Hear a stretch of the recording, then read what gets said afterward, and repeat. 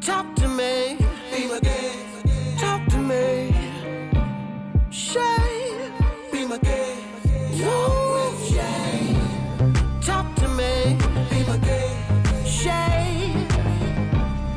Ooh. Be my guest. Talk with Shay. Living dreams.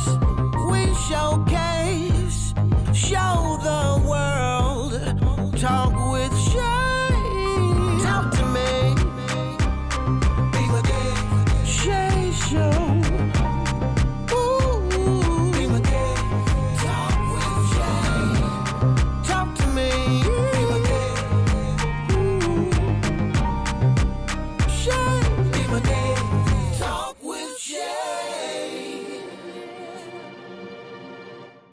Hey guys, welcome back to Be My Guest Talk with Shay. Thank you for joining us. Coming back to episode number 5. Guys, we have very special guests. And when I say very, very special, they are very special to me because they came all the way from Kentucky. I am so ecstatic. Can you tell? The Greens. This is Diane Green. And we have Donte Green. I had a little blurt for a minute there, but y'all know how I do. But yeah, they do prison ministry. We have a Christian rap artist as well. And they're a group. They sing all over the world. They go to different prisons and share the gospel. So this is going to be an amazing journey with them tonight. So I suggest you stay tuned. You might learn a little bit. So tell me what's going on with you guys. What it is that you do. Well, we do prison ministry, we do jail ministry, and anything that we just like to help. We do the music ministry. We're actually doing a benefit concert next weekend at a nursing home to help raise money for two of the residents to go to Disney World. Oh, that's really nice. You know, we enjoy helping. We just like to help. Wow. So, in your ministry, when you go to the prison, what is it that you do? Tell me about it, babe. In the jail, pretty much we have a course curriculum called Living Free. So the different courses basically centered around life controlling issues. So different courses, it basically starts with the insight class, which is basically getting you to look back into your past and realize what caused you to be who you are. And just digging back into those things and identifying life controlling issues and things like that. So it goes to anger classes, it goes to all kind of sexual purity. You guys, as a minister, you guys do those classes? He teaches the local jail in Boyle County. That's a community right near us. He goes in and he does classes with the men, and I go in and do classes with the women. That's awesome. We've attempted to do the classes out on the street, but it's hard to get people to come on the street. Right. So you both facilitate those classes? We do. Awesome. That is wonderful. Yeah, and I recently started working as a peer support specialist, and I know a lot of people don't know what that is because it's a new field. And basically what a peer support specialist does is I can use my trials and my traumas and things that I've gone through in my past and to help other people. So I work in a mental health services organization, and I'm able to talk with people. I mean, I'm not a therapist, but I'm basically support. You know, I meet with clients and talk to them and help support them through their journey. People, some of them have just gotten out of jail, some of them have drug problems, some of them just have mental health issues. So we do that, and we wanted to do the Living Free with them also, but because it's a state facility, we're not allowed to, because it's all Christ-centered. The classes we teach are Christ-centered, so we got to keep that separate, but that's what we do. Awesome. So tell me, what started you to do? How did you begin doing that, you know? Well, we both have a history as addiction and jail, prison, and because we have experienced those things and been through those things, we know what it's like, and we just like to support and offer help to those that are going through those things. We just, when we go to the jail, when we go to the prisons, they understand. I mean, we understand, so they like talking to us because they know that what we tell them, we're speaking from experience. Right. That's like, how you gonna tell me you're gonna save my soul, and you don't even know what my soul has been through, right? So tell me, I don't know how you feel about being on camera, but I just feel like this right now. This is going to be an awesome show. Somebody is going to be blessed by this show. So if you don't mind sharing one of the things that you've been throughout your life. Well, personally, I was addicted to drugs for many years. I ended up in prison. I had my children. I had 4 children at the time. I actually, they were taken from me. They lived with my mom. When I went to prison, I was 5 months pregnant when I went to prison. And I had the baby while I was in prison. And she went home to live with an aunt. This has been 12 years ago. So, I mean, a lot of people, sober for how long? 12 years. A lot of people have to keep bumping their head, but that's all it took. Going to prison. How did you become clean? Going to prison, honestly. And it's difficult because a lot of the people that I do talk to with peer support and whatnot, a lot of them do go to programs in AA and NA and they go to, meetings and stuff like that. Well, I didn't experience that. God delivered me, and I know I can't tell everybody, not everybody's going to hear that. Right. But that's what I tell them, I was delivered. A lot of people call them, when you go to the AA and the NA and I'm a recovering addict. And I tell people I am not a recovering addict. I was delivered. I would never call myself an addict. I don't do that. Yeah. So, it's kind of hard because I know NA and AA help a lot of people. Right. But I didn't. But that's what and I'm just gonna keep it real here. But that's what society tells you. Yeah. That's what they program in our minds today to believe that in order for us to be law-abiding citizens and be delivered, not even gonna use that, to be free from drugs, we need help. No, we don't. Jesus. And that's right, Jesus, your higher power, whomever it is. Okay, so. Yeah, that's so important to me. So give me a little bit of brief background about you, same as we did for her. Yeah, I grew up in Georgia, southeast Georgia, so a little different than Kentucky. So all this happened to you in Kentucky? Okay. Yeah, she from Kentucky. Kentucky? Oh, there's black people in Kentucky. Yeah, they up there. But yeah, I grew up down south and just grew up my childhood and running around in the streets and stuff like that, following behind what I heard in the music, what I saw on TV, believing it as truth. And got locked up, 19 years old, went to the feds on a little case, and got wet down there, so I just, like with the ministry and the jail ministry, trying to tell these guys, believing what you think is real. And what's glorified in the streets really not real. What they glorify in music is not real. And it takes for somebody to get locked up to see these things. Right. So that's where I grew up down there, in and out of jail. Just bumping my head. So it took a lot of that for me to finally get right. And it wasn't until I actually came to Kentucky and met my wife that things turned around for me. But I done seen a lot of street life, seen a lot of friends fall into that game, and just by God's grace, I made it out. So I just try to go back and uplift those and share that testimony and try to help uplift those out of it and tell them the truth instead of that lie that daily is being put on them, especially with the youth. That's right. So as far as your ministry goes, I know you facilitate some classes and you facilitate. So do you guys rap and sing together? Okay, so who raps? He raps. Donte raps. He tries to get me to rap. There's a couple of songs, but that's not really my thing. And so how long have you been doing that? You said you've been in the industry quite some time though, right? I got a lot of regular worldly music that I had before, and that's what I did before. So I had a lot of that. Okay. And then when I got saved, I just turned it all around and changed the message. Right. Try to keep it similar sound but different message. Right. So that's just what it is. Nothing wrong with that. Yeah, and I just got some. So how long have you been saved? 2010, January 10th. So what happened was, he came to Kentucky to work a couple of years after I had gotten out of prison. He came to Kentucky for a job, and I met him the day he got there, and we've basically been together ever since. But that was in 2009, so he just started going to church with me, And then in 2010, he got saved, and the music changed. Oh, that's a beautiful story. Here.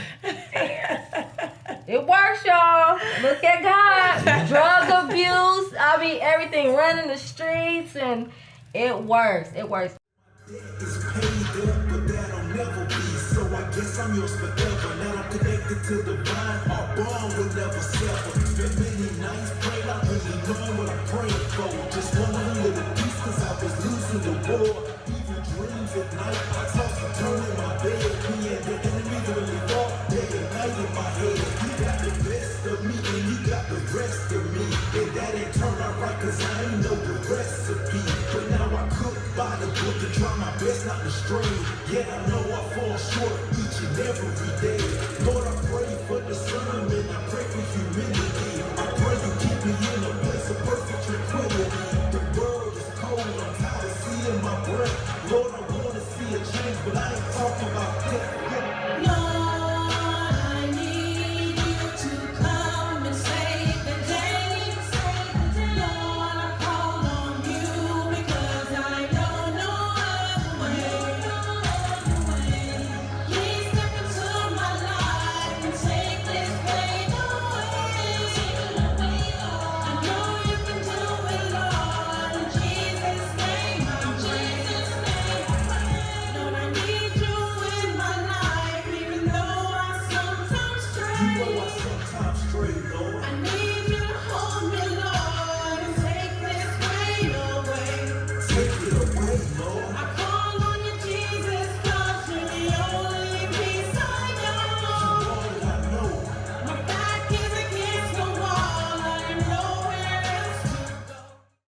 Welcome back to Be My Guest. If you're just now tuning in, we are sitting here with my very special guest from Kentucky, the Green. Show them your shirt, guys. Look what they shirt. They're sweatshirts. They're hoodies, okay? Hoodies. It says, what does it say? For his glory. I think it's really nice. So we were just to give you a brief recap, we were just talking about their lives. So rewind the video, because you missed a good segment. You might learn something. So tell me about where you're going. What's your next step after this show? What do you have planned coming up? You said you have a benefit center. Mm-hmm. A benefit show coming up. And tell me about your all your paraphernalia. Okay, so I like it. I designed these for his glory, and basically I was inspired because everything we do is for the glory of God. Mm-hmm. We don't do anything to be entertainers. You know, my husband is real big about that. We love to be on stage and we love to do the music, but the purpose is not for entertainment. You know, his music, the lyrics that he writes, they're all Holy Ghost inspired. Mm-hmm. It's basically a sermon and a song. Mm-hmm. And we want you to enjoy it. We want you to, hear the music and then enjoy it, but at the same time, we want you to know what the words are saying. Mm-hmm. Mm-hmm. And we want you to, we want God to be glorified in it. So that's, everything that we do, is what it's about. Mm-hmm. That's how we live our lives. We've got we just went to visit the nursing home and, saw they were doing, raising money. So we were like, hey, let us help you raise some money. And then we've got a couple of other shows that we're doing in March. We love doing the music. I used to produce shows last year and the year before. I produced several shows in our community. I was kind of losing money, so I kind of had to put that on hold. Mm-hmm. If we do a mainstream rap show, I'm sure we'd get a crowd, but it's Christian rap, so we didn't get a crowd. Mm-hmm. Yeah. So, but the goal, we hope that this interview will, help get the word out and that we'll be able to do more things because we love spreading the gospel. This will definitely help. Y'all know me. I'm going to be on y'all timeline. Blowing y'all timeline up.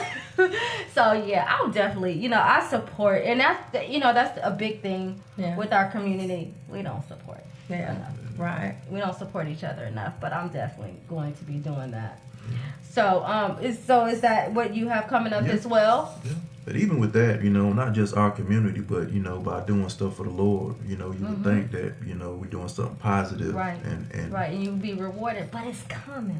But not even It's the coming. reward. I think, But that's what it's support gonna blessings and yeah, rewards, yeah. and that's what God said He was gonna do. Yeah. When you glorify Him, right? Yeah, That's and, right. And he has. When we look back at our lives and yeah. how far he's brought us. We both have great jobs. I have a couple of jobs. What but- is it that you do, Donte? I work for an automation company, and we do programming of robots and different kind of automation, auto-guided Oh, so vehicles and all you that type seen of all the stuff. So, robots that's about to come out, huh? Did you I- see that something one like that danced on No. Facebook? He was doing, It's he was not that- twerking. it's not that kind of robot. Oh, okay. These robots do work. Yeah. Oh, These are okay. not entertainment Oh, robots. okay. They're welding robots. But it's and- coming though, huh? Yeah, What you think? They're getting smarter and smarter. Yeah. Programming them things. So, Yeah. So you Right. can- I'm sorry. No. But he, I got to brag on my husband. When I met him, he was an electrician helper. Mm-hmm. He came to Kentucky because, somebody told him to come there, he'd get a job. He came there as an electrician helper. Just all by next- yourself. Next job he went to after that, he was, what was your title? I went in journeyman. He was a journeyman. After that, I did shipyard work. Went out there, did some shipyard work, and then kept moving on, just moving up and up. Yeah. he ended up being a technical superintendent on the boat. Wonderful. Working alongside and above people that have degrees. He's got Wonderful. a GED. Wow. Look So at God. he was working- See, working- you guys. God you opens guys. doors. Yes, He does. He yes, opens He doors does. And that it no can man happen. can shut. That's real talk. And- And you know how it is in our community right now with successful black men. You guys look at, he's doing it. Yeah. Put your mind to it. Say you gonna do it and get it done. Put it in God's hands and walk away and let him work. Right? That's right. Yes, that's exactly how it goes. So, my next question to you all was: do you guys have kids? We have 8. Try that. 8 You kids. have 8 kids. How many girls and how many boys? One boy out of the bunch. One boy. They're Yeah. gonna look at this video and be like, Mom. So when we met, I'm trying to do the math. I had 5, he had 2, and then we had one. Mm-hmm. So we've got from 5 years old to 24. Wow. And the boy is right there in the middle. He's a star football player. Poor guy. Yeah, I'm he's so right in the But I know those girls love their brother, huh? Yeah, Yeah. they do. 7 girls and 1 boy. I know this. They remind me, you know who family they remind me of? Tamala Man. Y'all remind me so much of them. But yeah, that is great. So how does that work in the house with all them kids? Right now there's only actually 4 in the house. The 5-year-old, then I have the 11-year-old. My son is 16. My other daughter's 17. She's finished with high school, so she works a full-time job. And then my 18-year-old is in school. And then, like I said, the oldest one's 24. She's married. And then a couple other kids. One's in South Carolina and one is in Alaska. Oh, So South we'll get to see Carolina, them right in the next summer. door. You could have passed right through. We right next door. Aw, okay. Well, we're gonna come right back. When we come back, we're gonna talk about and show the people your T-shirts and your CDs and your music, and maybe you can give us a little something. All right, we'll be right back. Stay tuned. 1, 2, 3, 4, 5, 6, 7, 8, 9. 1, 2, 3, 4, 5. 1, 2, 3, 4, 5. 1, 2, 3, 4, 5. 1, 2, 3, 4, 5, 6, 7, 8, 9. The Lord sent Jesus, also known as Emmanuel, to show us how to live, and he also left us a manual. Inside you find the law, 10 rules for us to follow. I'ma break down the meat to something simple you can swallow. First of all, have have no God before the Lord. He is Alpha and Omega. His word is our sword. He created the heavens. He created the earth. He gave you that dash between death and birth. Don't create you and not to serve or bow down to. They come in many shapes and forms. They all around you. We serve a jealous God and we mean what he say. If you got idols in your life, get rid of them today. Don't take the Lord's name in vain. Only call him when you need him. Even though we always need him, he's the reason for our freedom. Our lips have gotten loose, affiliate curses with his name. It's a shame to leave our curses, the reason why he came. Keep the Sabbath holy to sanctify it. It's a day of rest, all work deny it. Honor thy father and honor thy mother, and your days shall be prolonged. You see another and another. Thou shalt not kill, no matter how you feel. However they may hurt you, it won't make the pain heal. Don't commit adultery or you'll destroy your own soul. You lack understanding, need to pray for self-control. Marriage is a covenant ordained by the Lord for it to work. The three must stay on one accord. Thou shalt not steal, seek the Lord for what you need. Open your Bible to John 15:7 and read. Don't come against your neighbor bearing false witness. Don't lie, no matter what the truth, don't deny. The lip of truth shall be established forever, but a lying tongue is but for a moment, no matter how clever. Don't covet anything that belongs to your neighbor. Be grateful what the Lord gave you to savor. These are the 10 written in stone with no pen. Read Exodus 20 for yourself and then listen again. The only purpose of the song is to get you to read the word. If you can't find it in the Bible, don't believe what you heard. For the commandment is a lamp and the law is light, and reproof of instructions are a way of life. No longer condemned by the law, it's been fulfilled. We're under grace. Pled guilty to our sin, but Jesus took our place. To sum it up, love the Lord with all your heart, soul, and might. Love your neighbor like yourself, and everything will be alright, amen. 1, 2, 3, 4, 5. 1, 2, 2, 3, 4, 5. 1, 2, 2, 2, 3, 4, 5. 1, 2, 3, 4, 5, 6, 7, 8, 9, 10.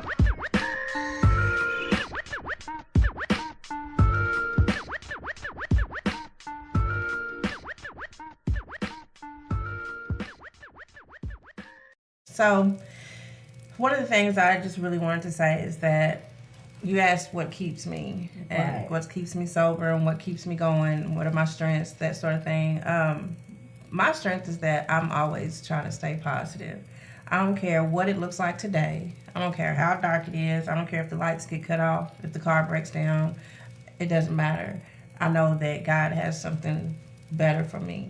I know that just because I'm having a bad day today, that tomorrow everything could turn around. And I know that God blesses us. I know that he's kept me even when I didn't know who he was. You know, he knew who I was and he was keeping me. He kept me safe. He kept me alive, you know, because I have been in some situations and in some places that I didn't have to make it out. But he always kept his hand on me. And for those that are going through and those that may be in a dark place right now, I just, you know, I get frustrated sometimes because, you know, like I said, you know, with the job that I have as the peer support, I get frustrated sometimes because I'm trying to tell these people, it's okay, you can do it. Perfect. So, I don't mean to cut you off. For me, just for me and for my audience, you're saying you can do it, but you can talk to me till I'm blue in the face, till you're blue in the face. What steps do you go through to get there?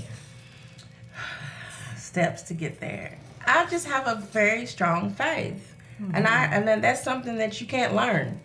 There's no steps to that. You know, I know where I've been, and I know where God brought me from, and because of that, I can't do anything but tell people how good God is because I know where I was. I know that I was 100 pounds soaking wet and, you know, didn't love myself and wanted to die. Wow. I know that, and I know that today I don't want to be as big as I am, but I know I'm healthy. You're pretty healthy. I know that I'm healthy, Living good. and when people see me, they know I'm healthy, and that I'm just not that person anymore. And I love my kids, and I love my family, my husband, and my life. Like I can't ask for anything more. You know, God has blessed us. You know, from what we drive to where we live to, and like I said, I know that there's so much more.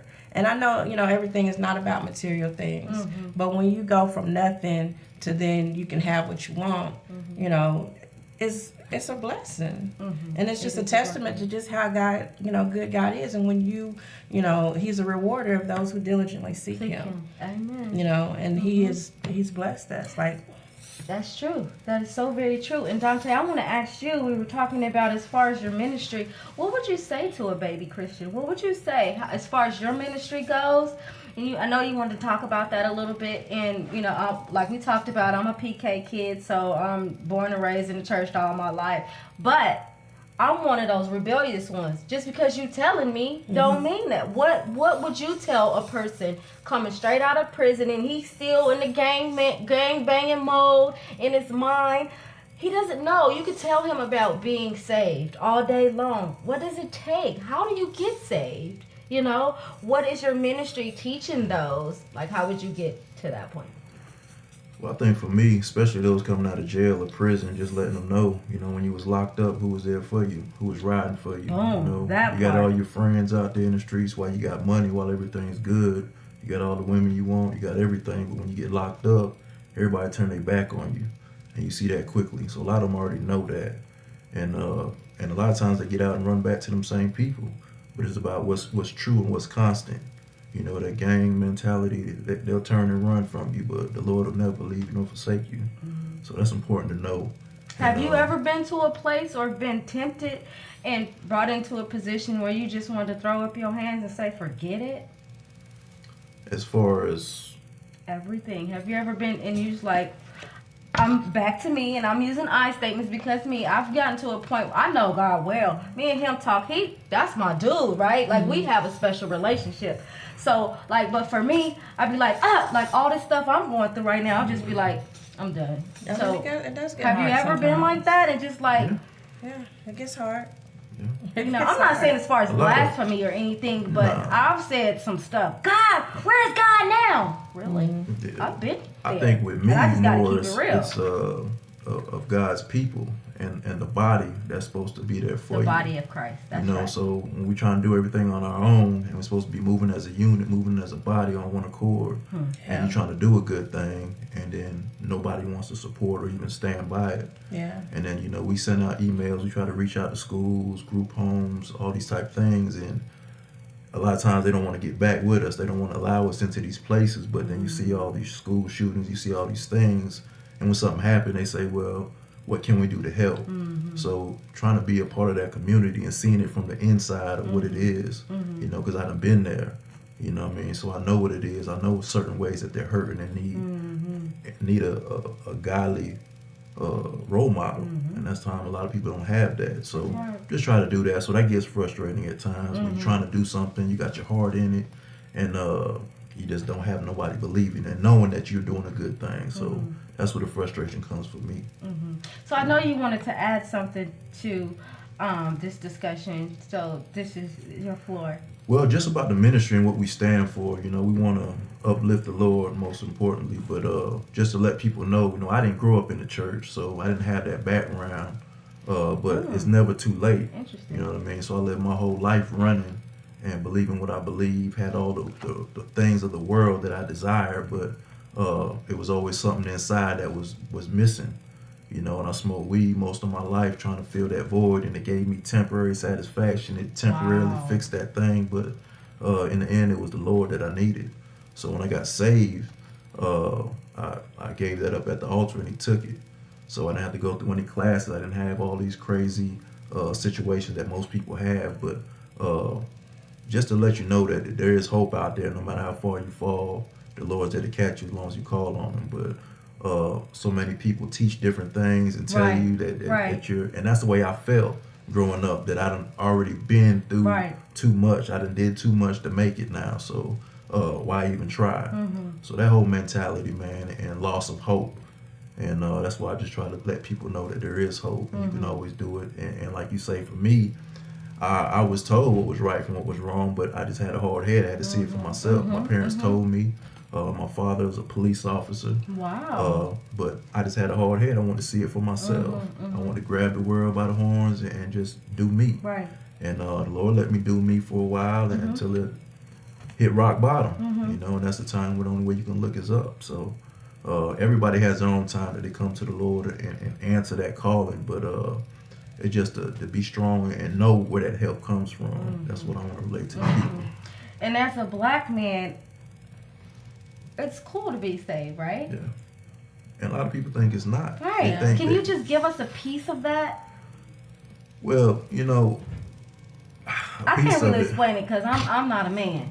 Well, a lot of people think you serving the Lord or you loving God, it's just soft. But if you're in a gang, if you run with all these people and have all these followers, or you sleep with a lot of women or something like that, that makes you more of a man. And that also comes from not having that godly male influence in your life. So as a child grows up and they only suck in, absorb what they're around and what they see. Right. And that's anything. That's how they learn how to walk. That's how they learn how to talk. That's how they learn their mannerisms, by what they're around. So just seeing that is the core that what needs to change, that foundation. And that's what makes people who they are, what they grew up around. So just try to tell them, man, and it's just misconception. And in the end, it all comes down to the lies of the enemy. So your lifestyle doesn't change at all, right? Being saved? I mean, somewhat. I mean, but we still have the same personality, you know. I mean, I'm still who I am. I'm not the church lady. I don't wear church hats and high heels. So, I mean, I'm still me. You know, we still who we are. Right. Called us out for a purpose, you know, not to change. I just but wanted to to be give who you that are. look, that visual in people's minds, because some people think to serve God, to be saved, you have to be, I call them holier than thou. Yeah, you well, have to wear the church hat and the skirts, and that's the old religion, right? You know. But that's where we come in, because we come in with our Timbs and our hoodies, and we still love Jesus, and we still you know speak the word. Just because we not wearing, you know, suits and church hats and whatever, you know, if we want to dress up, then we'll dress up. But, you know, it's not required. You know, we still who we are. It doesn't take all that. So do you have a home church in Kentucky? My mother is our pastor. What? You ain't tell me that? Yeah. And I didn't grow up in church either. And my mother, the house that I grew up in was very dark, and there was no Jesus in that home. But my mother and I both got out.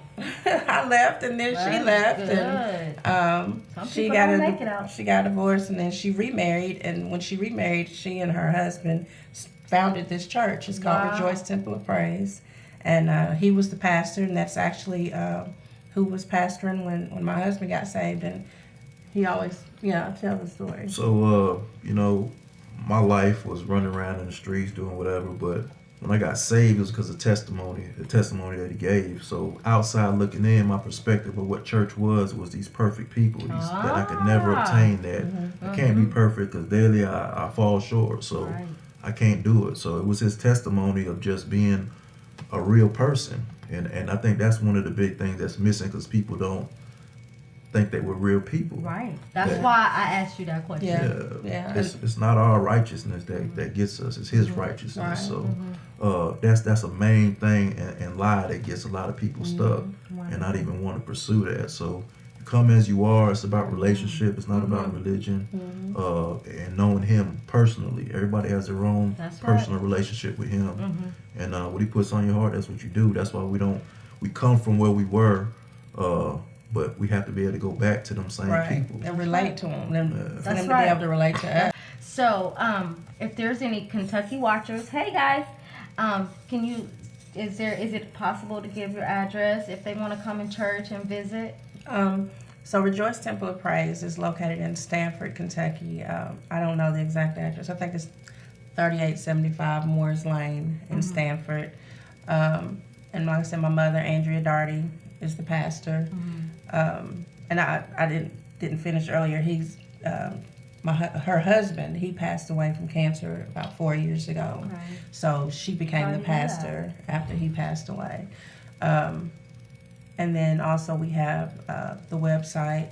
On the website you can hear our music. There's a link to our SoundCloud page, and there's also the merchandise, the For His Glory merchandise, and that's UNMEproductions.com. Okay. And that UNME, when he was still doing secular music, we had a song called You and Me, so that's kind of where that came from. Okay. But you won't hear that song on the website. Oh, okay. Well, you're not gonna hear that, y'all. So it's unmeproductions.com. Yeah. Okay. Yeah, and I says, you know, we have T-shirts, hoodies, sweatshirts, and then also CDs, and we don't have an actual. We have CDs that we've made, but our goal is to actually produce an actual, you know, CD that'll be on iTunes. And, Okay. you know, that's our So goal. is that your next? Or is that your overall goal? That's our kind of short-term goal. We're working on a lot. Good. So We you're got working the on that music. now. We need beats. Oh, and beats. production. That's the man So, right there. I got Yeah. probably 50, 60 songs. Oh, so you in the right beats. room. You're in the right Yeah. place at the right time. So we just, you know, we always wanted like a team, you know, some support, some people to Of help, you know, course. videos and, you know, but Look at because that. That's why you sitting in on my couch, girl. And She we- didn't know. if we were doing secular music, we'd have a whole team. Oh, yeah. You know, but Yeah. because we're doing the Christian, you know, it's hard. So he and I, we do Keep it pushing. all ourselves, Keep everything, moving. Keep everything. moving. So if you were doing street ministry right now, tell some of the people, how would you encourage them, a person who can relate to your story? What would you to encourage them? What would you say? I'd say be encouraged. You know, there's people out there that's been through what you've gone through and going through what you're going through, and they made it through. Like me, I made it through. So sitting in a dark place, man, it's hard to see the light and think that things can actually change and turn around, but they can. As long as you trust in the Lord, He can pull you through. But He's not gonna drag you. You got to open up and give it to Him. He'll take it. Same for you. Amen. Just like you said, be encouraged. Just know that He's there, and you just have to call out to Him, and He's going to help you. Just keep a positive attitude, and just know that whatever it looks like today, it doesn't have to stay that way. When you put God first, He's going to Amen. deliver you. He's going to heal you. He's going to carry you through no matter what the situation is. Absolutely. You know, the world could be falling down today, but tomorrow, you know, the best is yet to come. That's right. For the Greens. That's right. The Greens, guys. The Greens. So tell the people, what prisons do you visit in Kentucky? Well, 'Cause somebody watching may have some. he goes to North Point, and that's in Bergen, Kentucky. They won't let me in. Okay. I don't know why, but they won't let me in. And it's funny because we ask people, you know, like, who? You look at both of us, which was the felon? Right. It's me. They don't look like what they've been through, guys. I strongly suggest you guys check out this show, and if you have some family members that's been in prison, this is very informative video. Look out for the Greens. They coming, up and coming. God is working. Yeah. He gonna work it out. Yeah. Thank you for visiting. See you soon. Bye-bye. Talk to me.